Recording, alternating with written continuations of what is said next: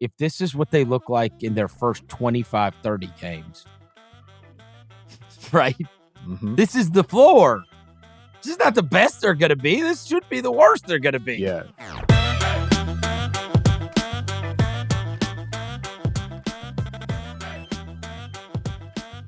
Yesterday, I tweeted out about both Podziemski and Jaquez, and I asked the question, how high would these guys go in a 2023 NBA redraft? If you're redrafting today, we can't redraft on December 26th. I know, it's too early. But just for the sake of discussion, like this early on, would be a third of the season through, or midway through. I love it. How high would these guys go in a redraft? That is the thought on my mind, because Pods goes 19th, Jaquez goes 18th, right? He goes one pick before, right? You know I love this too, right? So how high do these guys go a third of the season through after they were both non-lottery picks? Because they've both been awesome. Jaquez, they certainly go higher. There's no way around that. Jaquez had 31 points on Christmas Day against the Sixers. I'm sure we'll talk about that in a bit. Pods, he's awesome. He's fantastic. And Pods is fantastic in his own way, too. So okay. How high do they go? Are they both top 10 picks in a redraft today? I think it's totally feasible that they could be top 10. Okay. Because, again, I don't know how many stars, game changers there are going to be. Those guys, I would be confident in saying, are going to have 10-year NBA careers. Yes. And if you told me how many times have we done this, is when that whole concept of, guys that won't fail. And you've heard me say this. We've been on this pod for 8 years, 1,000 times. It's always. And it's gotten maybe a little better than it used to be years ago. Now they're not going 31st or 35th or 40th in some cases. They're going maybe later, but still not high enough. But guess what Pods was? He was the West Coast Conference Player of the Year, along with Drew Timme. Jaime Jaquez, Pac-12 Player of the Year. And I'm not telling you that all players of the year end up being outstanding basketball players. That's obviously false. What I'm saying is they showed they were awesome within good conferences against good competition last year. Like they did that.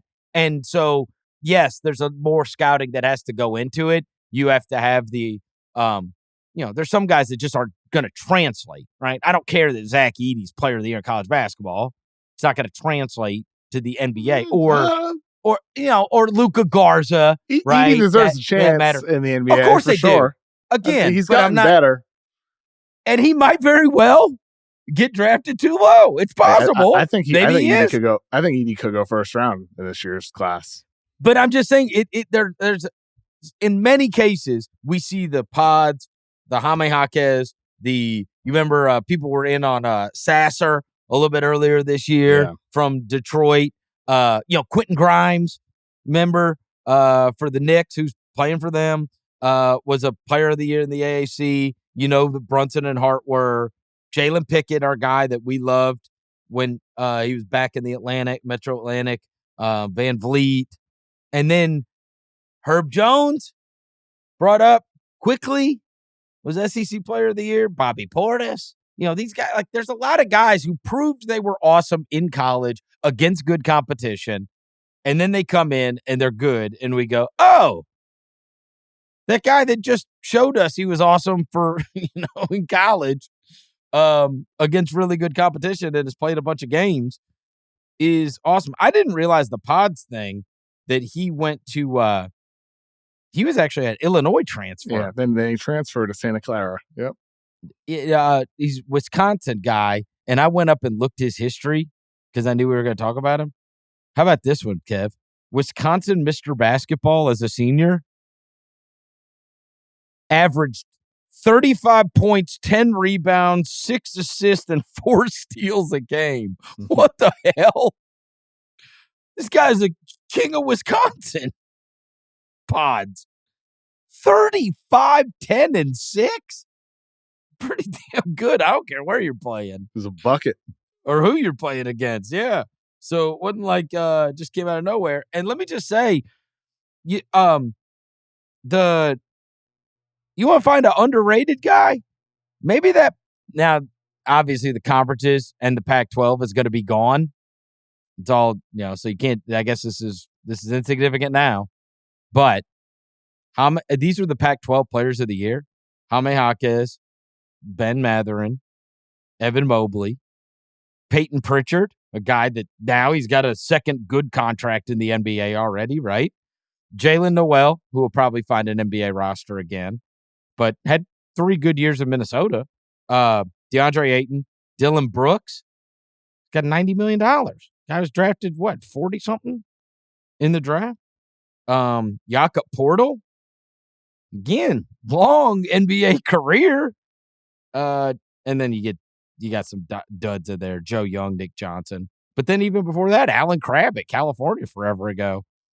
There's another guy got drafted in the second round and unbelievably made like $100 million. For what reason, we'll never know.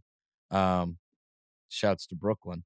But the funny thing is with that Pods tweet that I sent out, like you got a lot of people who think I'm nuts. I said I think he goes as high as 3, as shouldn't go lower than 7. I mean, he's not going to go third, but like 7-ish, I think with Pods is completely reasonable. So you get a lot of people saying like you're nuts, you're overreacting, all that type of stuff. But then there's this guy on Twitter. He's on at basketball at B-ball strategy. He's been part of the APBR metrics forum, which is like this long running analytics, forum about basketball. Like there have been people who work for NBA teams that started out on this forum and whatnot. And he responded to me. He's like, I ranked Pods 11th on my big board. It's absolutely fine to think he would go 3 to 5 in a redo.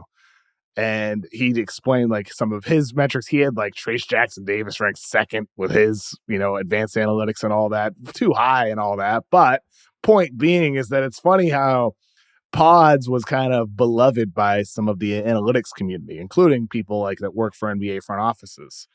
And they felt like 19 was too low for him when the Warriors got him.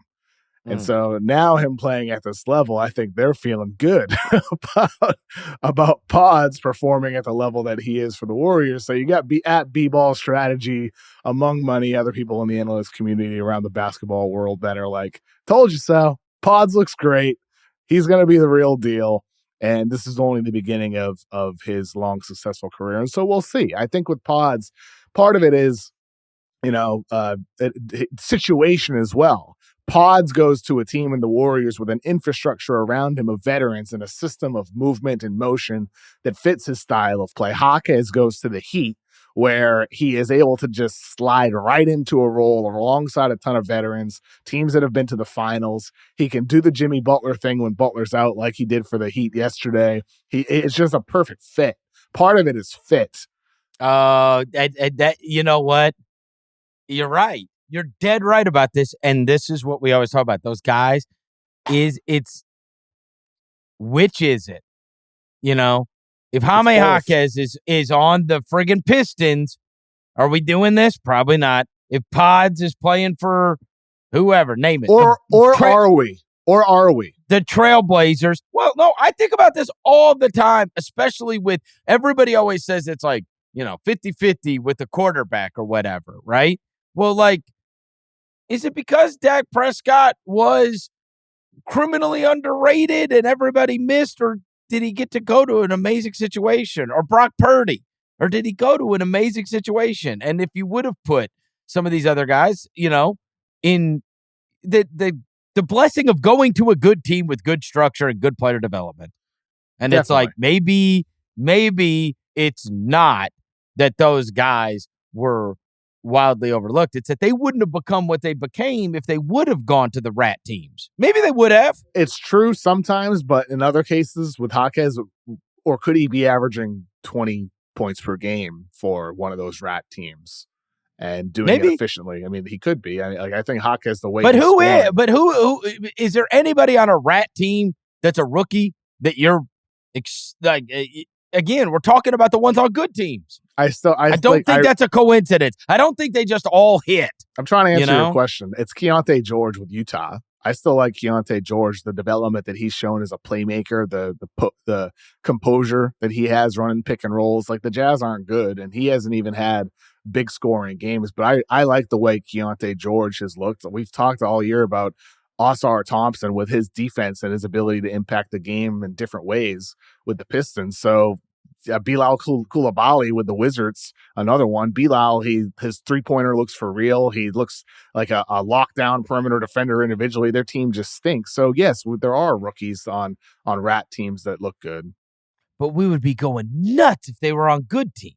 Of course, what I'm saying. If Bilal were on the Warriors, we'd be talking about him as like third in the Rookie of the Year race potentially, because he'd be in a situation that fits all of his strengths, where he'd be the guy cutting to the rim off of a Steph Curry handoff and all that type of stuff.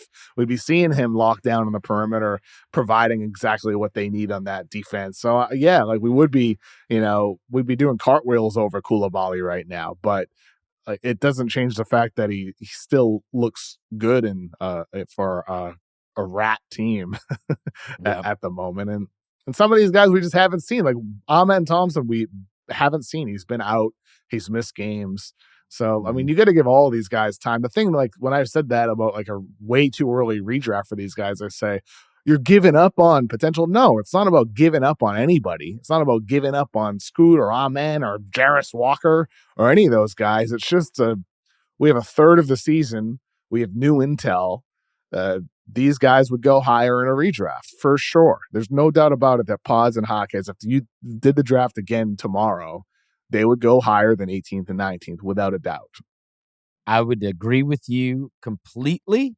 And I would tell you, because if this is what they look like in their first 25, 30 games, right? Mm-hmm. This is the floor. This is not the best they're going to be. This should be the worst they're going to be. Yeah, especially like Pods, he didn't get those consistent minutes and touches earlier in the season. Like we talked about all year, will Kerr give them minutes? Kerr said he couldn't give him minutes because there would have been a revolt from the veterans. Well, now he has no choice because those veterans are out.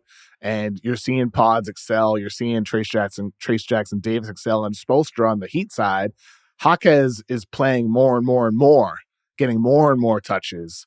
And I bet by year's end, we're going to see him have some of these 30-point bangers more regularly. I would be willing to say that right now. I think you're going to see these more regularly because he can score in so many different ways. He had buckets yesterday against the Sixers where he's attacking in transition. He had buckets where he's cutting to the rim in the half court, the spot ups, the cuts within the flow of the offense, like the post ups.